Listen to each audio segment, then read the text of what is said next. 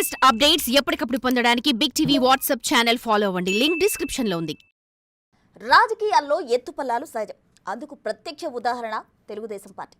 నందమూరి తారక రామారావు 1982లో పార్టీ స్థాపించిన తర్వాత రికార్డు సమయంలో 9 నెలల్లోనే అధికారంలోకి వచ్చిన పార్టీ తెలుగుదేశం. దేశ రాజకీయాల్లో 40 ఏళ్లుగా ఆ రికార్డు చెక్కుచెదలే. నాటి కాంగ్రెస్ ప్రభుత్వాన్ని గద్దెదింపడమే కాకుండా ఇందిరాగాంధీ వంటి పవర్ఫుల్ లీడర్తో డి అంటే డి అన్నట్టుగా పాలిటిక్స్ చేశారు ఎన్టీఆర్. అధికార ప్రతిపక్ష హోదా తెలుగుదేశం పార్టీకి కొత్త ఏం కాదు. 10 ఏళ్లు వరుసగా అధికారం, ఆ తర్వాత 10 ఏళ్లు ప్రతిపక్షం, మళ్లీ అధికారం, మళ్లీ ప్రతిపక్షం, మళ్లీ అధికారం. ఇది తెలుగుదేశం పార్టీ ట్రాక్ రికార్డ్. అయితే 2024 సంవత్సరం మాత్రం టీడీపీకి ప్రత్యేకమనే చెప్పాలి.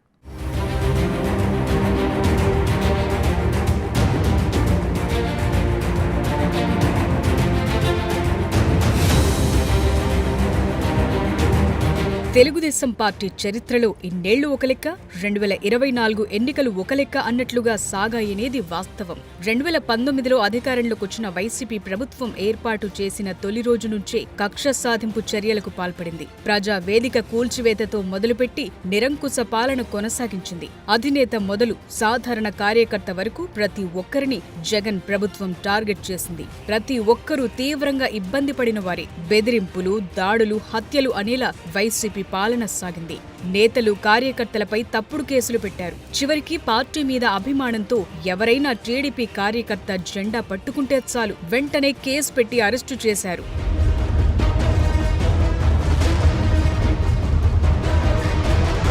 ఇక టీడీపీ అధినేత చంద్రబాబును విశాఖ, తిరుపతి ఎయిర్పోర్టుల్లో అడ్డుకున్నారు. అమరావతి యాత్రలో చెప్పులతో దాడి చేశారు. ఎర్రగొండపాలెంలో రాళ్లతో దాడి చేశారు. చిత్తూరు జిల్లా అంగళ్లలో అయితే ఓ మాజీ ముఖ్యమంత్రి, జెడ్+ కేటగిరీ సెక్యూరిటీ ఉన్న నేతపై ప్రత్యక్షంగా దాడికి పాల్పడ్డారు. టీడీపీ కేంద్ర కార్యాలయంపై దాడి చేసి విధ్వంసం సృష్టించారు. స్థానిక సంస్థల ఎన్నికల్లో నామినేషన్ కూడా వేయకుండా టీడీపీ నేతలను అడ్డుకోవటమే కాకుండా ఏకంగా కిడ్నాప్లకు కూడా తెగబడ్డారు.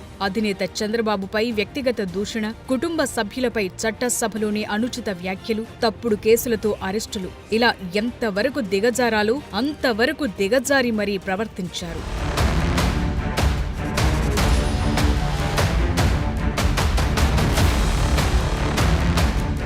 ఇక 2023 సెప్టెంబర్లో చంద్రబాబును అక్రమంగా అరెస్టు చేసిన జగన్ సర్కార్ తన గొయ్యె తానే తవ్వుకుందని చెప్పాలి. ఆయన్ని 50 రోజులకు పైగా జైల్లో పెట్టినప్పుడు రాష్ట్రం అట్టుడికిపోయింది.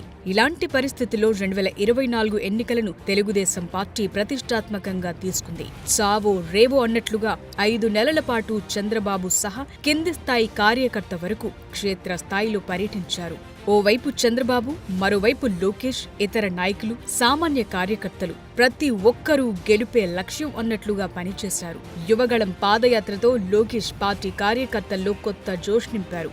అటు చంద్రబాబు కూడా 75 ఏళ్ల వయసులో నవ యువకుడి మాదిరిగా మండు టెండలో కూడా రాష్ట్రంలో సుడిగాలి పర్యటన చేశారు.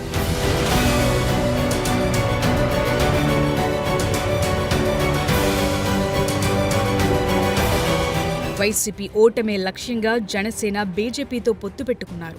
వైనాట్ 175 అన్న వైసీపీకి కనీసం ప్రతిపక్ష హోదా కూడా రాకుండా చేయటంలో చంద్రబాబు సక్సెస్ అయ్యారు.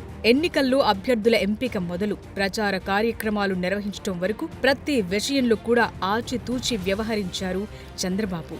ఇక ఎన్నికల్లో కేవలం అమరావతి మాత్రమే ఏపీ ఏకైక రాజధాని అని స్పష్టంగా ప్రకటించిన చంద్రబాబు అందుకు 3 ప్రాంతాల ప్రజల అంగీకారం కూడా రాబట్టారు. విశాఖను పరిపాలనా రాజధానిగా ప్రకటించిన వైసీపీకి ఉత్తరాంధ్ర ప్రాంతంలో కేవలం 2 సీట్లొచ్చాయంటే ఆ పార్టీపై ప్రజల్లో ఎంత వ్యతిరేకత పెరిగిందో అర్థం చేసుకోవచ్చు.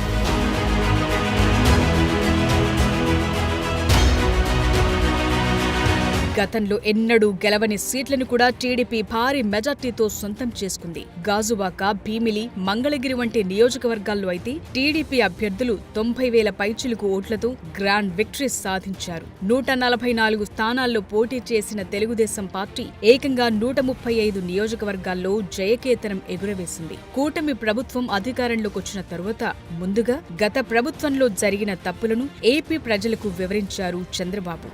వ్యవస్థలను అస్తవ్యస్తంగా చేసిన జగన్ పాలనను శ్వేతపత్రాల రూపంలో సవివరంగా వివరించారు. గత ప్రభుత్వం చేసిన అప్పులను లెక్కలతో సహా వెల్లడించారు.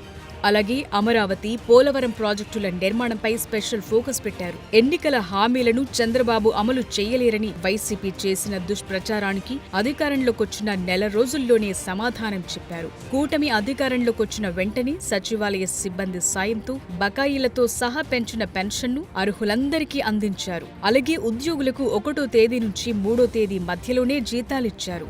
మెగా డిఎస్సి ప్రకటించారు. దీపం 2 పథకం కింద ఏడాదికి 3 గ్యాస్ సిలిండర్లు ఉచితంగా అందిస్తున్నారు. అలాగే మహిళలకు ఆర్టీసీ బస్సుల్లో ఉచిత ప్రయాణంపై అధ్యయనం కోసం మంత్రివర్గ ఉపసంఘం ఏర్పాటు చేశారు.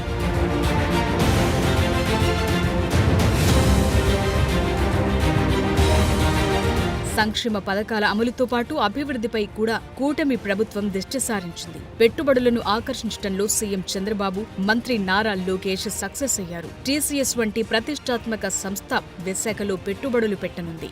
రాష్ట్రంలో 1,82,162 కోట్ల పెట్టుబడులతో భారత్ పెట్రోలియం వంటి మరో 9 ప్రాజెక్టుల ఏర్పాటుకు ముఖ్యమంత్రి చంద్రబాబు ఆమోద ముద్ర వేశారు.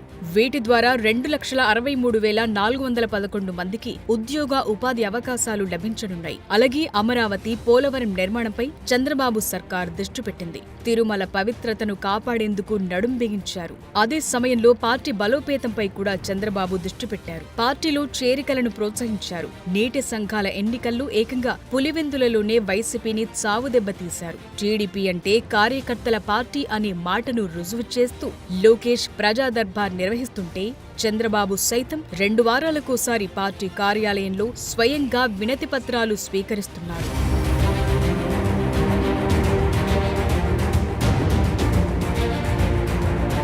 తెలుగుదేశం పార్టీ స్థాపించిన తరువాత ఇలాంటి ఎన్నికలు ఎప్పుడూ చూడలేదని తెలుగు తమ్ముళ్లు అభిప్రాయపడుతున్నారు. వైసీపీ నేతల అరాచకానికి ప్రజలు గోరి కట్టారని, అందుకే తెలుగుదేశం పార్టీ ఏకంగా 135 సీట్లు గెలిచిందని, వైసీపీ 11 స్థానాలకు పరిమితమై అనామకంగా మిగిలిపోయిందని, 2024 ఏడాదిలో తెలుగుదేశం పార్టీ పడిలేచిన కెరటం మాదిరిగా రాష్ట్రంలో చరిత్ర సృష్టించిందని పసుపు క్యాడర్ సంబురాలు చేసుకుంటోంది.